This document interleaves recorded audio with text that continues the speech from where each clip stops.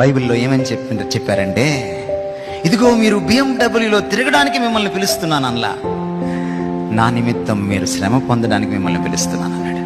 యేసుప్రభు వారు పిలుపునిచ్చేటప్పుడు ఎలా పిలిచాడంటే, ఎవడైనాను నన్ను వెంబడింప కోరిన ఎడలా వాడికి నేను BMW ఇస్తాను, 2 ఇస్తాను, వాడు 1 ఇంకొక స్పీకర్కి ఇవ్వచ్చు అని చెప్పలా.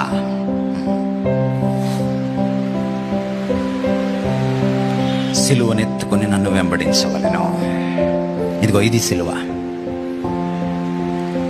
కాళ్ళతో నడవలసిన వాడు వీల్ చైర్లో నడుస్తున్నాడే, ఇతను ధన్యుడు. ఇది సిలువ. ఇందాక చూపించారే కత్తిపోట్లు, అది సిలువ. ఎవరండి ధన్యుడు? ధన్యత ఏది? మంచి బట్టలు వేసుకోవడం కాదు ధన్యత, కారులో తిరగడం కాదు ధన్యత. మీది ధన్యత, మీది ధన్యత. ఎందుకంటే మీరు అందుకు పిలువబడరి. ఆ మాట విన్న తర్వాత పేతురు ఏమంటాడంటే, క్రీస్తు కూడా మన కొరకు మాదిరి ఉంచిపోయాను, ఆయన అడుగు జాడల్లో